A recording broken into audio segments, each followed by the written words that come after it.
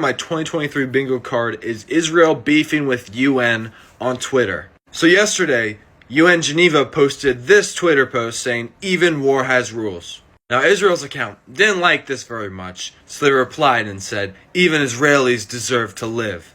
A big F you to the rules of war. Like it doesn't matter if they commit war crimes as long as they're protecting Israelis. Then UN Geneva replied again, quoting Article 3 of the Universal Declaration of Human Rights, saying, "Everyone has the right to life, liberty, and security of person." This is pretty badass. This feels like such dystopia. But I have one big question for everybody. Has indiscriminate bombing ever stopped terrorism? The US bombing of Afghanistan, which killed a ton of civilians, did that work? Nope.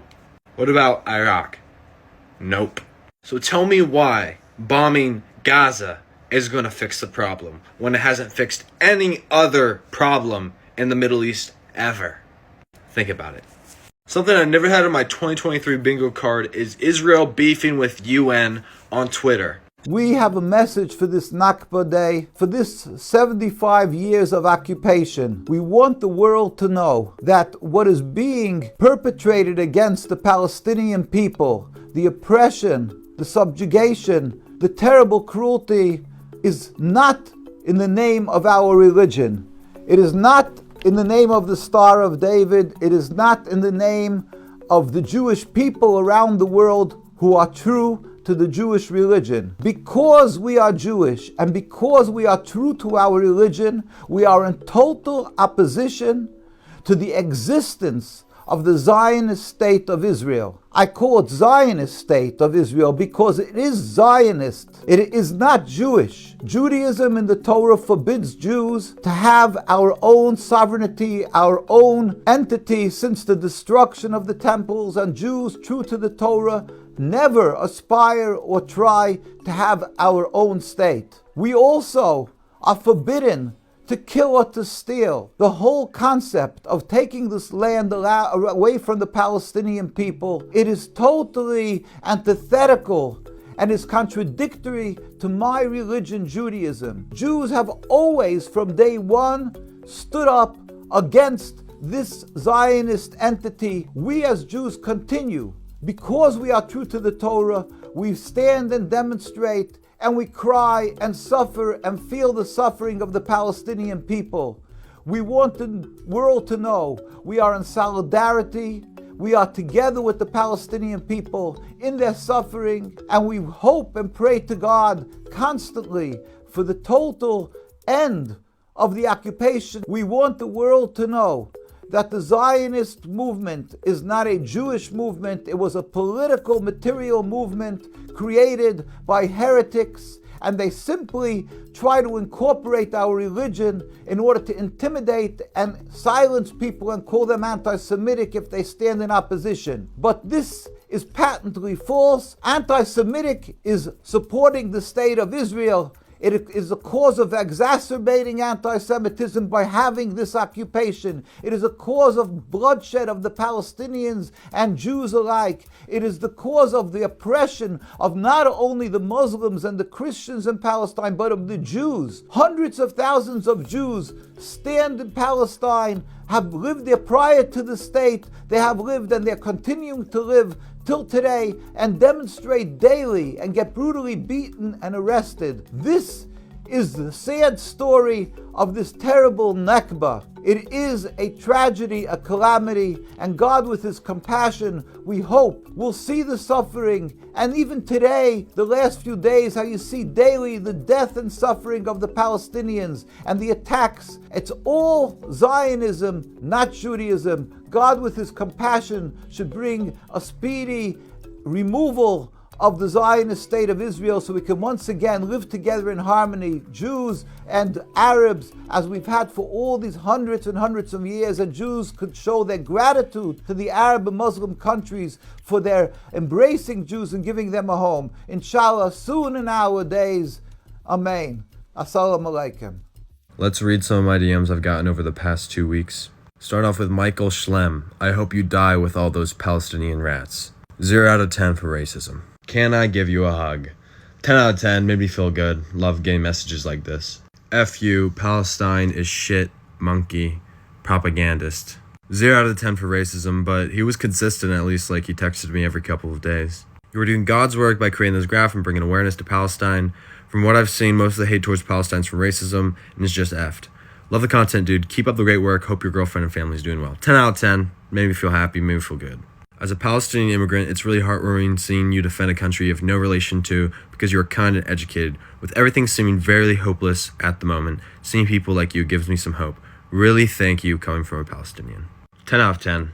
As an Israeli and Jew that followed you for at least a year, I'm disgusted to see a guy with a lot of common sense and influence take the side of these brutal animals. I think you need to educate yourself more on, first of all, the history of Israel and on this particular war. 0 out of 10 for racism. Palestinians are not animals. I hope you have a lovely life. Thank you so much for being a good and genuine person. I hope and pray that you are always happy for speaking the truth, where people find comfort in a land full of lies. By the way, you're my favorite guy. 10 out of 10. Super nice. 100% with you guys. There was no anti-Semitism in my TikTok DMs whatsoever, but there was all this racism about Palestinians, which is crazy to me that people are trying to say like, oh, if you support Palestinians, then you are an anti-Semite, you hate the Jews. That's not true at all. You can 100% support Palestinians and condemn anti-Semitism and also condemn Israel. Anyways, thank you to anyone who sent me a kind DM. I hope you guys all have a great day. Hi everyone, I'm still alive and I want to tell you about my biggest fear. So my biggest fear is not to die. Actually, I'd rather prefer to die than living all of these nightmares, continuous nightmares. My biggest fear is to live. After all this war, to live and face the reality that our cities, our homes, our homeland, and everything is destroyed. Our beloved ones, our friends and relatives are killed. And to face that we don't have work and we have to deal with a lot of humanitarian crisis and people are facing winter. Winter is coming. People are without homes, without food, without fuel, without electricity. The infrastructure is destroyed. There's no schools, universities, or anything. We have to rebuild everything and to rebuild our motivation to live and our mental health. And that would take years and years. I mean, it's really terrifying. How could we live after this? There are people who are killed and we still don't know. How could we face this? I really still don't know. It's just the 16th day of the war and we've lost around 5,000 souls and tens of thousands of buildings. And hey everyone. Over the last 24 hours, I think Shifa has received over 400 wounded from the intense bombing that's been going on in areas close to the hospital and in Gaza City. These 400 have completely overwhelmed an already drowning health system. And we've just run out of almost everything. Yesterday, a lot of the times we had very little electricity. And the killing continues. It's about 11 a.m. Israeli time Monday, so about 1 a.m. Seattle time. We've been invited to come and review footage from a number of the kibbutz that were originally attacked when Hamas came in 15 days ago. Sounds like it's security footage from inside some of the units, as well as a lot of the Hamas terrorists also wore body cam on them, like GoPros, and also dash cam footage and their version of DOT footage. We're not allowed to bring cameras in, but the expectation is that we will then be able to tell the public what we saw. So I should have a breakdown for you guys later on. Share the final clip from that video with everyone. This is one of the 2 Israeli hostages that was released today. Hamas tried to release them to the IOF on Friday, which is when they released the American hostages, but the IOF refused. I'd love to hear from these ladies, but after Yasmin Porat's explosive interview, I doubt they'll let them talk to media. You haven't heard that, it's tagged in the caption. All hostages that have been released and talked to press said they were treated humanely. Here's the moment you're talking about. Since the beginning, Hamas has promised not to harm hostages, and so far that's true. They're offering to release 50 dual citizens. Let's share the final. We have around 500 patients who are currently in the hospital, many in the intensive care unit. Most of the people in the intensive care unit, most of the patients are with critical injuries. They are children who were bombed due to Israeli bombardment. We don't have the means to evacuate them safely If we are going to evacuate, that means the killing of the patients. Not only us, even the WHO have stated that evacuation orders for hospitals are impossible to implement and they constitute a death penalty for patients. That's why we still count on the international community to intervene immediately and stop the evacuation order. We don't want to witness a second massacre as what happened at Al Ahli Hospital, which was one of the hospitals that has received the evacuation order from the Israeli occupation forces. That's why we still count on the international community to take action ahead and stand for humanity, stop attacking medical care facilities and hospitals. Hospitals should be protected. Naval, I know you have your organisation. If I can just interrupt, you have said that humanity is on the line, and you are appealing for the international community to stop what obviously will be an airstrike. We have around. I know I'm not the first person to talk about this. I just really want to add to the conversation because I am so glad that there is all of this discourse around women, particularly women in the Middle East, and how we had this misconception that women there have no rights, right? They're forced to dress a certain way. They're not outspoken. They're oppressed, all that stuff that we have been fed for like so long.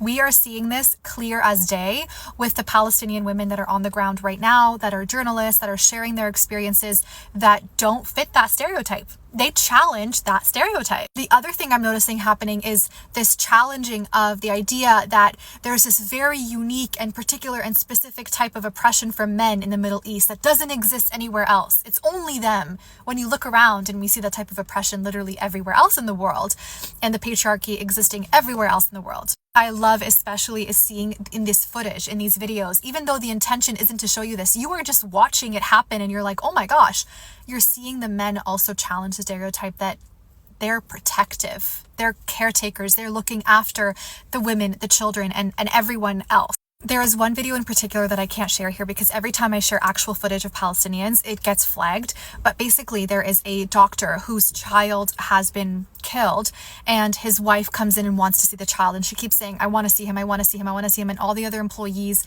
and just people around, civilians, like in the hospital, just helping out, are telling the people that are like holding the drape over the child, don't show her this side, don't show her this side, show her this side, because of how like absolutely torn apart this child's body is. And it would be so much more traumatic for the mom, and everyone is protecting her. And it's just such a testament to who they are, like who these men are. This isn't the main discourse here, obviously, but I think there's been such an effort to dehumanize Arabs and Muslims, to make them look barbaric and just backwards, when in fact it's not the case. And we're seeing in real time, even though we are fighting for something, fighting for the liberation of Palestinians, we're simultaneously deconstructing all of these other things that we have been fed for so long. And it just makes me so happy. I know I'm not Jewish, I'm in Israel, but I'm not proud in my God, because we are live and occupied Palestinian, and we treat them like, in apartheid and violence and all the settlement. The people who live in the settlement, they're doing nasty things, really nasty things. Hawara and in other villages, killing children. One day it will come to us. I think all the thing they care now, it's about how to save their position to stay in the government and to lead Israel. We are the minority going to the street, shouting, talking, Facebook, everything. But nobody really listened to us. I'm a Jewish, I'm in Israel, but I'm not proud in my God, because we are live and occupied Palestinian, and we treat them. Basically telling the Israeli government the blood is on their hands. It's quite clear in posters like this down here, those handprints. And it's also clear in the posters that you see. The anger here is that not enough is being done about the hostages, that Israel seems to be willing to fight in Gaza but not bring these people home. And basically to a person here, we've been told that everybody is willing to give up the 10, 11,000 Palestinian prisoners being held in Israel in exchange for the 150 or so. And that includes the Americans, of course. The basic idea is that tension is so high here that people are blaming Prime Minister Benjamin Netanyahu for getting into this mess, for thinking about his own political situation for the past number of years, and not about protecting the citizens of the south of this country, not about increasing security, and not thinking about dealing with Hamas in any other way than just allowing them to exist and then, bombing them every once in a while. That there has been no strategic plan. It's been keeping a status quo that is untenable. That's what these people have been complaining about here. So it's broad and it's also long-lasting. These are complaints that have been going on for years here in Israel, Phil. What makes this different than past conflicts? Obviously, this is called a war, but... No, there is nothing in comparison. Bibi is a murderer. That's what the people behind me are chanting. Bibi is a murderer. First of all, that's a big difference. Second is, Juan, let's get back on the sidewalk. Second is that in terms of scale, of shock, of exploding a sense of hubris in Israel, there's nothing ever like this in the history of Israel, right? And this is where traditionally a lot of protests against Netanyahu have been happening over the past year or so. Hundreds of thousands, tens of thousands every single Saturday. And I just want to show you the extent of the anger here. These people are alive, by the way. Everybody's fine. They are play acting, and it says, Bibi resign. And obviously that's meant to signify blood on the ground, an Israeli flag, roses. And these signs say, keep going, Bibi, over our dead bodies.